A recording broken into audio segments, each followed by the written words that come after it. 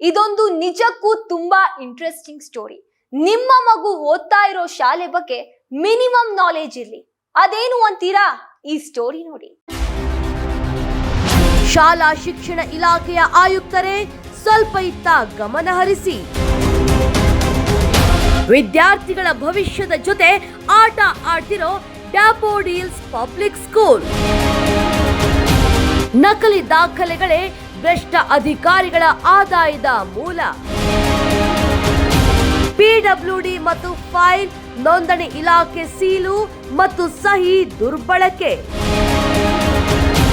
DDPI ಉತ್ತರ ಜಿಲ್ಲೆ ಹನುಮಂತರಾಯಪ್ಪ ಅವಧಿಯಲ್ಲಿ ಬ್ರಹ್ಮಾಂಡ ಭ್ರಷ್ಟಾಚಾರ. ವೀಕ್ಷಕರೇ, ಯಾವ ಕ್ಷೇತ್ರವನ್ನೂ ಬಿಡದ ಈ ಭ್ರಷ್ಟಾಚಾರ ಎಂಬ ಅನಕೊಂಡ ಎಲ್ಲರನ್ನೂ ನುಂಗುತ್ತಾ ಹೋದರೂ ಸಹ ಹಾಳಾಗಿ ಹೋಗ್ಲಿ ಎಂದು ಸುಮ್ಮನಿರಬಹುದು. ಆದರೆ ಈ ಶಿಕ್ಷಣ ಇಲಾಖೆ ಎಂಬುದು ಇದೆಯಲ್ಲ, ಅದು ಮಾತ್ರ ಯಾವುದೇ ಕಾರಣಕ್ಕೂ ಭ್ರಷ್ಟಾಚಾರದ ಕೂಪವಾಗಬಾರ್ದು. ಹಾಗೇನಾದರೂ ಆದರೆ ಅದು ನಮ್ಮ ಇಡೀ ವ್ಯವಸ್ಥೆಯನ್ನೇ ಹಾಳು ಮಾಡಿ ದೇಶದ ಭವಿಷ್ಯ ಬುಡಮೇಲು ಮಾಡಿಬಿಡತ್ತೆ. ಆದರೆ ನಮ್ಮ ದುರಾದೃಷ್ಟಕ್ಕೆ ಶಿಕ್ಷಣ ಇಲಾಖೆಯಲ್ಲೂ ಬ್ರಹ್ಮಾಂಡ ಭ್ರಷ್ಟಾಚಾರ ಮಿತಿ ಮೀರಿದೆ. ಇನ್ನು ಖಾಸಗಿ ಶಾಲೆಗಳ ಶಿಕ್ಷಣ ಇಲಾಖೆ ಅಕ್ರಮಗಳನ್ನು ಪರೀಕ್ಷಿಸುತ್ತಾ ಹೋದರೆ ನಿಮ್ಮ ಅಂದಾಜಿಗೆ ಸಿಗುವುದಿಲ್ಲ. ಏಕೆಂದರೆ ಊರು ತುಂಬ ಅನಧಿಕೃತ ಶಾಲೆಗಳೇ ತುಂಬಿವೆ.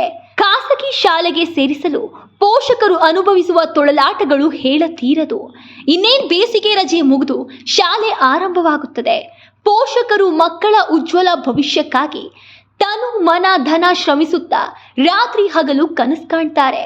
ಇದನ್ನೇ ಬಂಡವಾಳ ಮಾಡಿಕೊಂಡ ಅನಧಿಕೃತ ಖಾಸಗಿ ಶಾಲೆಗಳು ಊರು ತುಂಬ ನಾಯಿ ಕೊಡೆಗಳಂತೆ ತಲೆ ಎತ್ತಿ ತಾಂಡವವಾಡುತ್ತಿದೆ. ನಾವು ಈಗ ತೋರ್ಸೋಕೆ ಹೋಗ್ತಾ ಇರೋದು ಅಂತಹದ್ದೇ ಒಂದು ಅಕ್ರಮಗಳ ಗೂಡಾದ ಡ್ಯಾಫೋಡಿಲ್ಸ್ ಪಬ್ಲಿಕ್ ಸ್ಕೂಲ್. ಏನಪ್ಪಾ ಈ ಶಾಲೆ ವಿಷಯ ಅಂತೀರಾ? ತಮ್ಮ ಸ್ವಾರ್ಥಕ್ಕಾಗಿ ಮಕ್ಕಳ ಭವಿಷ್ಯ ಜೊತೆ ಆಟವಾಡುತ್ತಾ ಶಾಲೆ ಅನುಮತಿ ಪಡೆಯಲು ಸಲ್ಲಿಸಿರುವ ಸಂಬಂಧಪಟ್ಟ ದಾಖಲಾತಿಗಳೆಲ್ಲವೂ ನಕಲಿ ಅಂದ್ರೆ ನೀವು ನಂಬ್ತೀರಾ? ಅಂದ್ರೆ ಅಗ್ನಿಶಾಮಕ ಇಲಾಖೆ ಎನ್ಒಸಿ, ಲೋಕೋಪಯೋಗಿ ಇಲಾಖೆ ಕಟ್ಟಡ ಸುರಕ್ಷತೆ ಪ್ರಮಾಣ ಪತ್ರ, ಮಕ್ಕಳ ಸುರಕ್ಷಾ ಪ್ರಮಾಣ ಪತ್ರ, ಭೂ ಪರಿವರ್ತನೆ, ಲೀಸ್ ಡೀಡ್ ಎಲ್ಲವೂ ಸಂಬಂಧಪಟ್ಟ ಇಲಾಖೆಯ ನಕಲಿ ಸಹಿ ಸೀಲು ದಾಖಲಾತಿಗಳನ್ನು ಸಲ್ಲಿಸಿ ಹಿಂದಿನ ಡಿಡಿಪಿಯ ಹನುಮಂತರಾಯಪ್ಪ ಮತ್ತು ಟೀಮ್ಗೆ ಎಂಚಲು ಕಾಸಿನ ಆಸೆ ತೋರಿಸಿ ಅನುಮತಿ ಪಡೆದು ನೇರವಾಗಿ ವ್ಯವಹಾರಕ್ಕೆ ಇಳಿದು ಬಿಟ್ಟಿದ್ದಾರೆ. ಇನ್ನು ನಿಮ್ಮ ಮಕ್ಕಳಿಗೆ ಎಂತಹ ವಿದ್ಯಾಭ್ಯಾಸ ನಿರೀಕ್ಷಿಸುತ್ತೀರಿ ಇಂತಹ ಅಧ್ವಾನದ ಶಾಲೆಯಿಂದ? ಪೋಷಕರು ನಿಮ್ಮ ಮಕ್ಕಳನ್ನ ಸೇರಿಸುವ ಶಾಲೆಯ ಬಗ್ಗೆ ಮಿನಿಮಮ್ ನಾಲೆಜ್ ಇರಲಿ. ಶಾಲಾ ಆಡಳಿತ ಮಂಡಳಿ ದಾಖಲಾತಿಗಳ ಬಗ್ಗೆ ಸ್ವಲ್ಪ ಪರೀಕ್ಷಿಸಿಕೊಳ್ಳಿ.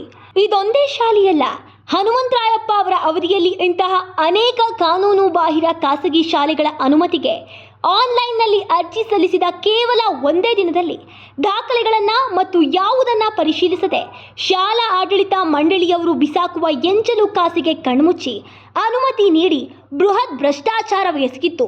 ಇಂತಹ ಅಧ್ವಾನಗಳ ಬಗ್ಗೆ ಗಮನ ಹರಿಸದೆ ಭ್ರಷ್ಟಾಚಾರದಲ್ಲಿ ಮುಳುಗಿರುವ ಆಗಿನ ಡಿಡಿಪಿಯ ಹನುಮಂತರಾಯಪ್ಪ ಮತ್ತು ಪಟಾಲಂ ಶಿಕ್ಷಣ ಇಲಾಖೆಯನ್ನೇ ಹಾಳು ಮಾಡಲು ಹೊರಟಿದ್ದು ಇಂತಹ ಭ್ರಷ್ಟ ಹೆಗ್ಗಣಗಳ ಹೆಡೆಮುರಿ ಕಟ್ಟಬೇಕಾಗಿದೆ.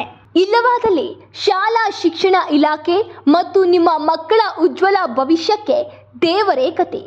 ಡಿಡಿಪಿಯ ಹನುಮಂತರಾಯಪ್ಪ ಅವಧಿಯಲ್ಲಿ ಅನುಮತಿ ನೀಡಿರುವ ಶಾಲೆಗಳ ದಾಖಲಾತಿ ಪರಿಶೀಲಿಸಿ ಹೊಸದಾಗಿ ಬಂದಿರುವ ಬೆಂಗಳೂರು ಉತ್ತರ ಜಿಲ್ಲೆ ಹೀಗಿನ ನಿಷ್ಠಾವಂತ ಅಧಿಕಾರಿ ಡಿಡಿಪಿಯ ಅಂಜಿನಪ್ಪನವರು ಕ್ರಮ ತೆಗೆದುಕೊಳ್ತಾರಾ?